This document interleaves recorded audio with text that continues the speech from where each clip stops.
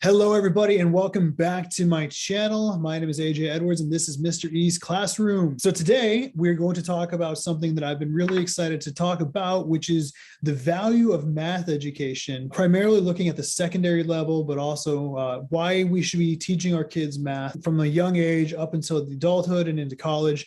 I'm excited about this because I am very math illiterate. I am not good at math. The one class that I thought was the bane of my existence all growing up was math. And when I get into science, biology was cool, but then we got into chemistry and physics, and I just lost all my joy and happiness got sucked out. So today I have a really special guest on, and we are going to talk about why we should be continuing to have math education in school and kind of what the value is and how can we look at it, not necessarily the way that many people view it, but like how to look at math education once you've finished with school. So today I got my friend Kevin Riley. So Kevin, it's good to see you, man. How are you?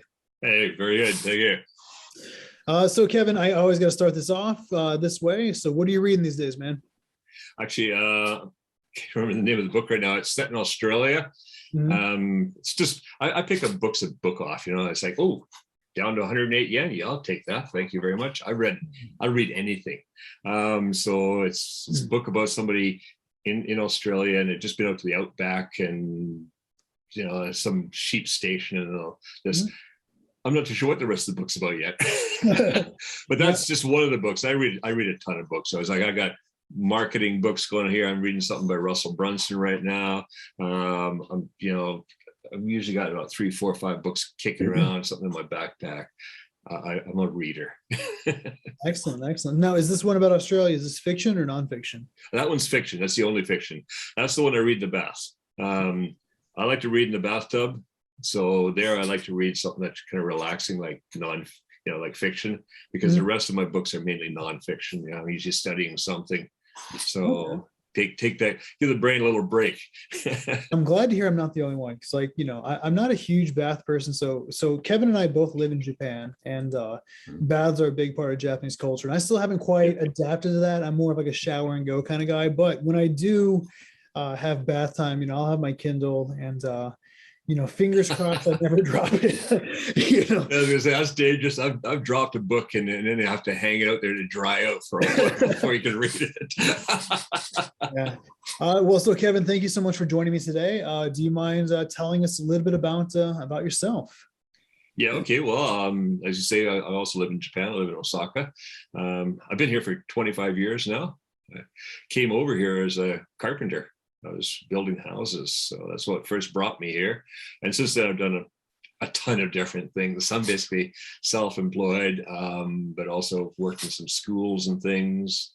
Our subject today was I taught that mathematics in high school, so that was fun. I really enjoyed that. I'm originally from Switzerland, actually, but I lived in Canada for a long time, so this is my third country. Yeah.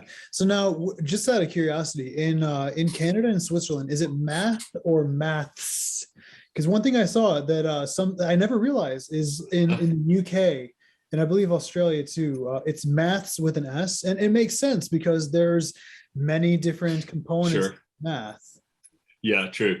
No. In Canada, it was always math, mathematics, or I remember when I first moved to Canada, I started there in grade 4. So I'd taken a couple of years in Switzerland, and then we moved to Canada. And back then they called it arithmetic. So, yes. And it just kind of changed to later on to mathematics. Recently, I talked to a history teacher about the value of history education in the secondary classroom. I've talked about the value of art education in the secondary classroom. But, I've got to tell you, man, like, as an English and history teacher, math isn't something that I think of every single day. It's not something that I would say has impacted my life tremendously. And yet we have people saying that we need to teach math, grades 10, grades 11. So can you tell me, in your experience and with your background, like what's the value of math? Okay, first of all, let me just, before I go into that, okay, just going to quickly say, I wasn't a math person.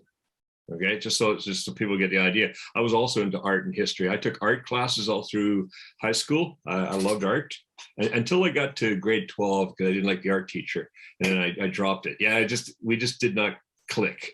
But I took art, history. I love history, art history especially. I did art history in university, and I was absolutely terrible at math in my younger years. Once I got into elementary school, I remember I shared with another girl the very bottom of the dumb row in math. Like we had these rows, like you had to sit where you were, like, which is terrible. I mean, talk about putting you in a position. You're the dumbest of the dumb row. Oh, thank you. So that was basically me in mathematics. And junior high school, nah. And even when I got into high school, I took the most basic math, like, you know, because I just figured I wasn't going to do anything like that. Then I got to university, and that's when I got into trigonometry and everything, and I just loved it. I just took off into math from there, and I was getting straight A's. I went to calculus, linear algebra, all that kind of stuff because I became an engineer. So that's basically just you know, like math has not always been my focus, and yet I think it is really important. I think it's important because no matter what you do in life, you're going to run into math. It may be just simple math, like, you know, like we were working as a cashier. Yeah, you know, we can rely on these things here they got calculators, but sometimes they break down, or I leave mine at home a lot. I forget it, or the battery runs out, because that's happened a lot. So sometimes we have to be able to stop and do that here. And like there's that, right? There's just simple everyday stuff. You were talking before, we were talking about this. Let's say you're planning a dinner party. You have 20 people over, right? Now you got to start just quickly calculating how much food you need. It's little everyday things like that. Now, obviously, you know, it's not super important or anything, but still, yeah. I mean, you don't want your guests to go home hungry, or for you to end up with a whole bunch of leftovers that are all going to go bad because you can't eat them all. Buying gasoline right now. I mean, I've been watching the gas prices in countries because of this whole conflict. Gas prices are going up. So you got to sit down and go, gee, you know, how much gas can I afford right now to put in my vehicle? And when I came here, like I say, I came to Japan to build houses. We use math all the time. And Pythagorean Theorem, which people hate, you know. And then you said before that somebody said, you know, so many days I've never used Pythagorean Theorem. Yeah, we didn't actually use Pythagoras theorem, but it was behind what we did, like measuring 3 by 4 by 5 to get a square corner on a building. I mean, those corners have to be perfectly square. And in Japan, the building codes are very strict. We had to be within a millimeter, plumb, within a millimeter of being square, things like this. So you're using 3, 4, 5, and you just, you know, obviously it's not 3 meters by 4 meters by 5 meters. It might be 20 meters, you know, 30 meters. Who knows, right? What size building you're gonna get. So then you got to quickly do that in your head. We didn't even have smartphones back then, so we didn't have calculators on us. You know, we're just doing it in our head, quickly figuring out. All right, so we understand the basics behind it by having had Pythagoras theorem back in math, right? It just we know why this. We don't have to question it. You know, you get somebody who comes out there and you say, "Hey, do a 3, 4, 5 triangle," and they're not going to remember it because it has no meaning. If they haven't taken math, it's got no meaning whatsoever. And the next day they're going to come back to the job site and bugger it up because they're not going to know what they're doing. So I think math, you're going to run into it no matter what kind of job. Like I've talked about this before, like doctors, you know, medication, basically any job you work in an office or something like that, you're going to end up doing some kind of math. You know, with a doctor, you're going to figure out, okay, I've got a patient who weighs 82 kilograms. How much medication do I give him, right? As compared to a light little 45 kilogram lady over here, not going to take the same amount of medication. It could kill her, and it's not going to do anything for him. So I think mathematics is just even the basic math is really important in life. And even if a person is going to go through and get, you know, take calculus. Okay, calculus, not everybody needs calculus. I'll agree with that. Although it does give you a good idea how things work. So, when I took calculus, it was an eye opener. It was very interesting. But yes, so that may not be something you're going to run into in life, and you might never use it. I don't use calculus now, but I've got the understanding that's behind it. So, so that's the one way I see math is really important. That we're going to use it in everyday life. But the other thing I see more important, and it's not the math part of it, it's the fact that you're the problem solving. Okay. To me, that is the most important part. I know some people hate word problems, right? I mean, I remember always, oh no, word problems, because now you're going to have to really think. With just basic math, you might have the formula, and you sit down and you take the formula and you figure it out. And okay, it doesn't mean you understand it, right? When you've got a formula given to you, like even Pythagorean Theorem, it doesn't mean you understand it. You just go, okay, I use this, I figure this out, there's my answer. But I don't know how I got that answer. Now, on the other hand, when you've got like a word problem, you got to sit down and actually think about it. Go like, okay. And I mean, just the simple ones like Farmer John has, so many cows or whatever, and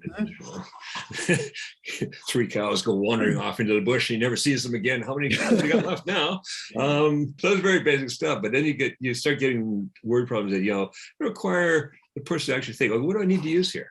Do I use multiplication? Do I use division or fractions? Or am I going to have to work out some kind of algebraic equation to figure this out? And it gets more and more complex. It makes you think more and more. Now, problem solving, whether you're going to do it in math or not afterwards, but this is the whole thing, is that doing these word problems is that it gets that problem solving going. And people who can problem solve are people who are sought after. Like in any job position, you're going to be working in a company or something like that. You have to be able to solve problems. And if not, you're the rote worker over here, right?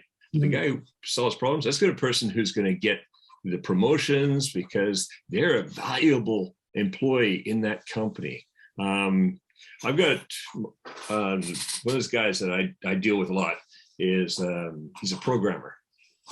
Now he does I used to do my own websites, but when it comes to really weird stuff, he's building one for me right now, and he does all the PHP and all that kind of stuff. And I never did learn PHP programming. I learned some of the other programming, but that's beyond me type thing.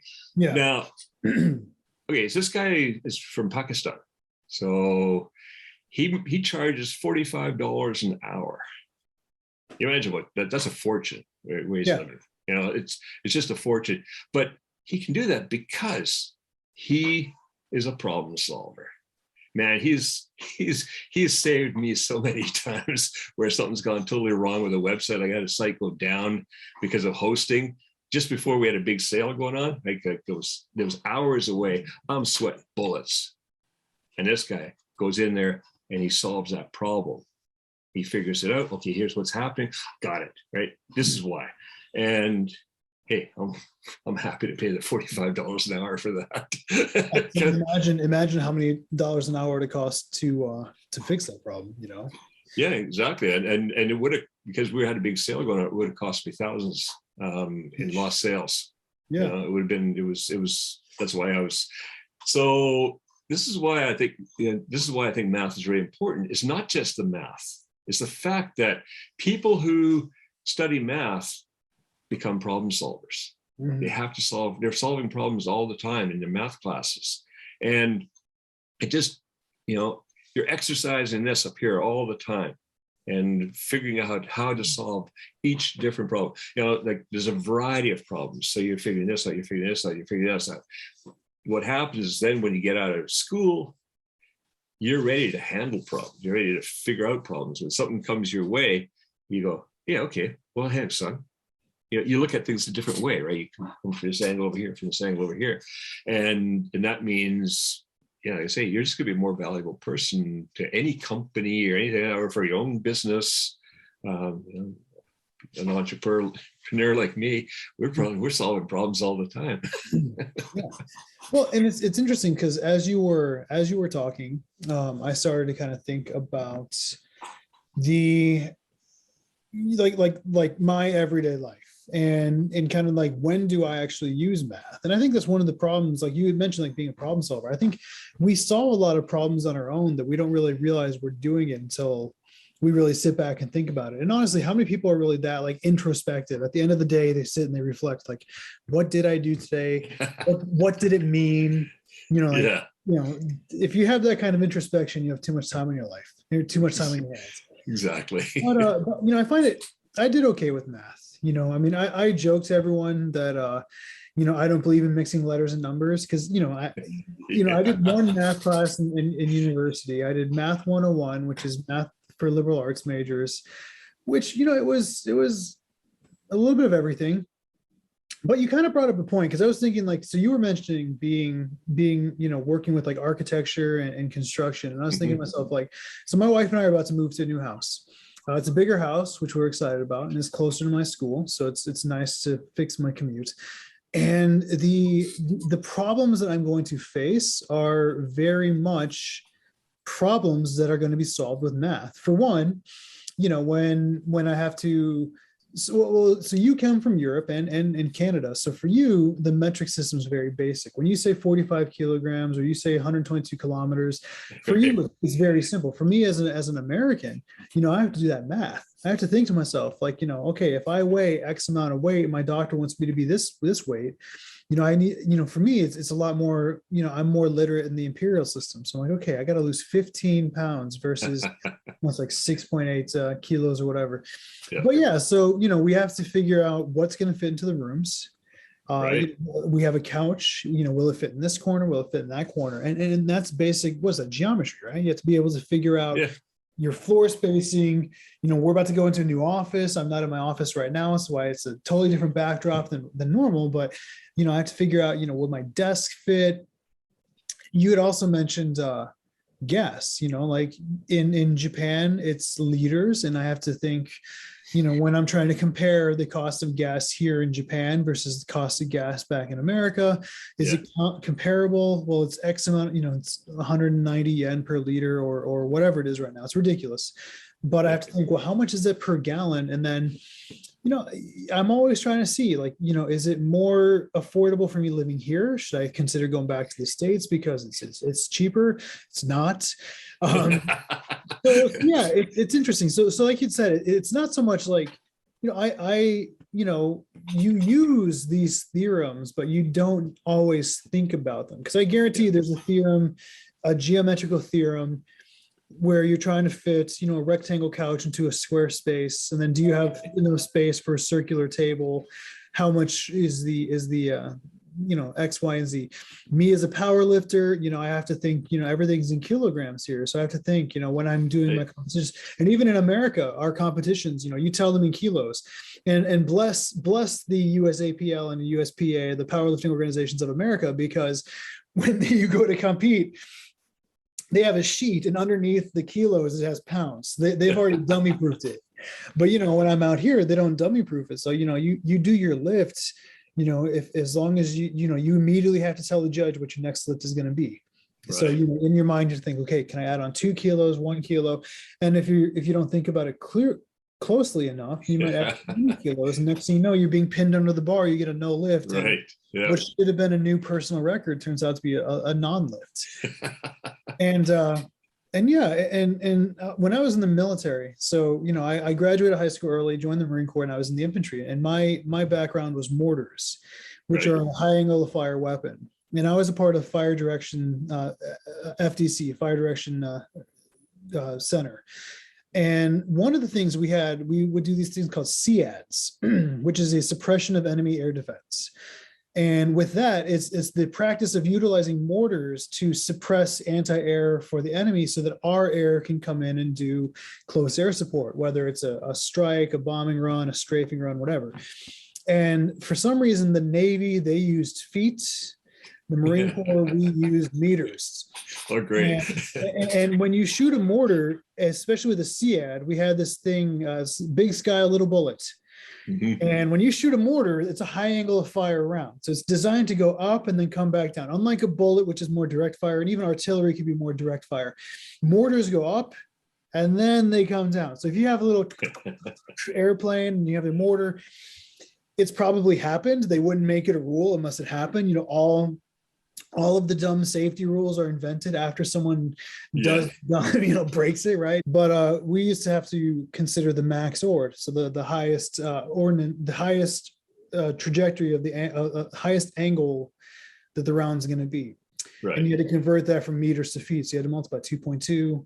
You know, so the max ord is 532 meters. You know, as a dumb high school graduate, you know, a knuckle dragger, as many would say. You know, we're trying to figure out how high do the Navy guys have to fly to avoid them getting taken down from one of our right. Yeah. Like you had mentioned that meme or that joke. You know, day 1000 of never using Pythagorean theorem. I think what's important for math, just like with any subject, one, like you said, you're a problem solver. And it makes you a well-rounded individual. You know what I mean? Like being able to handle that rudimentary, you know, be able to imagine in your mind budgeting, for example, you know, being able to deal with data. Exactly. Right? So I think it's important. So even from a person who, and if you ask any of my former students, I bag on math every day. And it's a big deal when Mr. Edwards does math in the classroom. I mean, I imagine my kids giving me a standing ovation. They haven't yet, but I can imagine it's that moment of like, he's just doing it. Yeah, it's real. You know, but as a person who is, you know, very math illiterate, and I want to be more math literate, I think what's important for people to keep in mind is it's the understanding of the world around you, and it's the skills that are developed. And like you had mentioned, the problem solving skill to be able to convert things. So I just remember too, this morning I just handed in my tax returns. Oh my There's God. math. Yeah. So I do my own. And so imagine how much money I save myself doing my own tax returns. It just takes, you know, a few hours or so.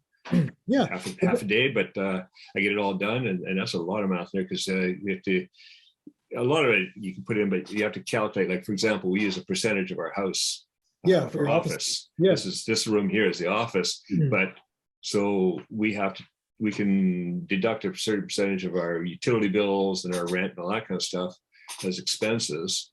And then you also, when you get to the actual tax, when you've figured out your taxable income and all that, then they have this, depending on how much money you made, you've got different calculations you have to do in their tax book to figure out how much tax you owe and stuff like this. And so, yeah, I mean, simple math, but still, you know, and so add up, like I end up with receipts like this, like it's a mountain of receipts at the end of the year. For all the different things that we need for the business, even Kuma's Kitchen, like the food that goes through Kuma's Kitchen and stuff like that. And actually, Kuma's Kitchen, you may have noticed when you're watching our videos, we do metric and imperial. I give both measurements. I'm so proud of you. That's why you're everything I want to be when I grow up. Well, one last thing I wanted to mention that you had mentioned earlier too, that I do think is one flaw. So and I'm not sure about when you went to school. I know Japan is they're trying to do more financial literacy, but you brought up one point that I think is a flaw in the current education system, at least in America. And if anyone's watching this and knows better than me, please correct me. But to my knowledge, I don't recall, unless you take like a business class, you know, taxes are kind of like the dirty secret of being an adult, right? Like because like, you know, I worked when I was 15. My first job was at McDonald's. And, you know, when I got my W-2, my end of the year, you know, tax form, I would give it to my mom and magically, poof, my taxes were done. Thank you, Mom. So it wasn't until, and even in the military too, my mother would do it for me just because it was easier. Because, you know, like you just give her my LES, my leave and earning statement, and, you know, she would take care of it for me. I was one source of income. I didn't pay health insurance on that because of TRICARE. So it wasn't really until I graduated, well, when I got out of the Marine Corps and I was in my 20s that I started to do taxes. Right. And I would sit down with my mother and she would teach me. And while I agree that parents do need to teach kids a lot of things, and there's a lot of things that are parental responsibility outside of this classroom, I do think that we should at least teach like the basics of of taxes. Because like you had mentioned, so we're Yep. the same. I do some work from home. So when we do our taxes, we do write-offs. And as a teacher, we have X amount that we can write off per year. And I think that is one thing that does need to improve. So if anyone is watching this and you create curriculum at your school, do better. Yeah, exactly.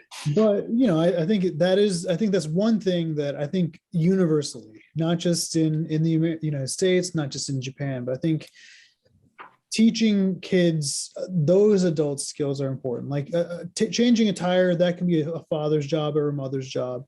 Cooking and that, while it's important for kids to be able to learn, the art and science of cooking, I think that parents should, really sit down with the kids and teach them how to make sustainable food for when they go to college. But I think like taxes and stuff like that, I think that would be something that it requires a lot of experience and practice to not feel overwhelmed. Yeah. And who knows, maybe as a conspiracy theory, maybe the reason they don't do taxes is because the CPAs, they're secretly infiltrating schools and they want to keep their jobs. Exactly. Yeah. Oh, Yeah. You talk about right there. talk about overwhelming. My first year here doing taxes in Japanese, that was fun. Oh man, yeah. Don't get me started on second language learning, especially in the United States. I mean, Canada, I know if you're like from Quebec, you learn French, but man, we'll get to language acquisition here in no time. Trust me on that. Yeah. Yeah. So there you have it, guys. So math is everywhere. I think when you stop thinking, I'm not gonna say like when you look for something, right? Like when you look at something with a natural bias, you're going to your bias will be supported. And for me, as a not math person, I deliberately look into, I used to be that way. Like, man, why am I learning algebra? Why am I learning trigonometry? Not realizing that it was a huge part of my life in the Marine Corps. It's a huge part of my life as an adult. I have to figure out, taxes, insurance, groceries, budgeting is a big portion. So I think that if we look at it from a non-biased perspective, and we stop looking at it for like, I'm going to explicitly be asked to figure out the length of an angle. If it's a 90-degree angle, we got to figure out the, what is it? Not hypotenuse. What is it? The yeah, it is the hypotenuse. It is the yes. I am going to email my math teachers back and cough. Yeah, I think if we stop looking, I think also if you stop looking at it as just being okay, I'll figure out this triangle. Start thinking about how do we use it. Like for example, I'm looking at a tree over there, and I want to know how tall it is, right? Yeah. I mean, that's trigonometry. You just got your pace so far back. You measure the angle and you use trig, and you can figure out how tall that tree is. Is that enough lumber there for the log I need to build my log cabin? Boom. No, you don't have to climb it to measure it. That reminded me though, my first year as a homeowner. So I own a house back in America. We did Christmas lights and I didn't have a ladder. I needed to figure out how long of a ladder I needed to buy when I went to Home Depot. Because I don't like wasting money. If you like wasting money, congratulations, you're a better person than I am. But yeah, I had to figure out, do I need an 8-foot? Do I need a 12-foot? Do I need a big 20-foot ladder? Yeah. So there you go, guys. If you ever want to know when are you going to ever use Pythagorean theorem, if you hang Christmas lights, or if you need to trim a tree, or if you need to chop a tree down. I mean, when you chop a tree down, do you want it to land on your house? I don't. Yeah, exactly. I mean, it'd be a funny story to tell once the insurance claim comes through, but until then, I don't, One thing I was thinking, like a message to people who are going to be listening and all that kind of stuff is I think one of the things that really, like you're saying, the bias against mathematics, one thing that really causes a lot of problems is that whole thinking of, I'm not a math person. Right? I see that a lot. And a lot of times you get that with parents, and this has been a big problem with homeschooling right now too. I mean, I'm all for homeschooling. I think it's great. But parents ought to be careful, because a parent will sometimes think like, well, I'm not a math person, so my kid's not a math person, right? I can't teach math. Well, there's so many resources online. You can teach math. I mean, even if you're not a math person, you can still teach math. And it's not such thing as being a math person or not a math person. It's whether you learned it or not, basically. It's just something we have to learn. And when you learn it, you become a math person. It's no such, there's nothing set in the brain here that says, hey, this person is set for this. We have people who are more artistic than other people and stuff like that. Definitely, more art leaning. But math is not one of those things that you can do or you can't do. You can do it. Everybody can do it. It's just like anything. It just takes training. It's like once you've done it, you can figure it out forever. I'm guilty. I'll tell everyone I'm a hypocrite right now, because I'm going to say I agree with you, but maybe 10 minutes ago I said I'm not a math person. It's language that I need to fix, because my background is disciplinary literacy. I have a master's from a master's in literacy. I like to think of myself as a literacy, a teacher of literacy. I'm also a teacher of history. And like you said, it's not necessarily that you're not a math person. It's not that you're not a science person. It's not that you're not a history. It's your literacy. You're not as math literate as you can be. It's not like you said, it's not like there's a part of your brain missing. You can't, look at a person's brain after death and be like, oh, this person was really good at literature, but really, really bad at PE. You can't. It's that literacy level. And I think as teachers, we all contents, all disciplines, not just math, not just science, but all of us, we really need to work on how do you read and how do you do as a blank historian, mathematician, scientist. And I think, like you said, we need to avoid using language like I'm not a math person, I'm not a history person, I'm not a science person. And like you said, I'm less literate than I should be, because at least if you say you're less literate, there's always the more opportunity, and that's important. All right, well, with that in mind, I think that's about all for today. So thank you, Kevin, for you are welcome. This. It's really good to it's good to get people with different backgrounds on my channel. I think, if we only do English and history and that, I think it gets boring. So Kevin, if anyone wanted to find you, I know you mentioned Kuma's Kitchen. Where can they find you? Well, Kuma's Kitchen is on YouTube.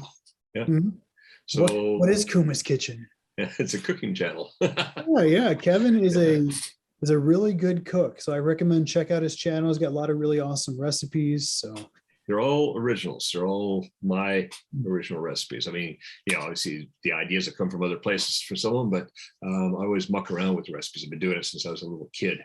And I use math for that. But it's been about 4 years now. So there's every week a new video comes out, new recipe.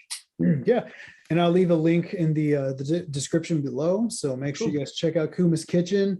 Guys. So again, not everyone's going to be a mathematician, but I think it's important for us to understand how math is a part of our everyday lives. And I think Kevin, you did an awesome job with that. So thank you so much for joining me today. For everyone else, thank you very much for watching this video. If you guys like the video, please click the like button, subscribe if you're new, leave a comment for me, leave a comment for Kevin. Let us know your thoughts about how math is used in your life, or what needs to be changed or done more in the math curriculum.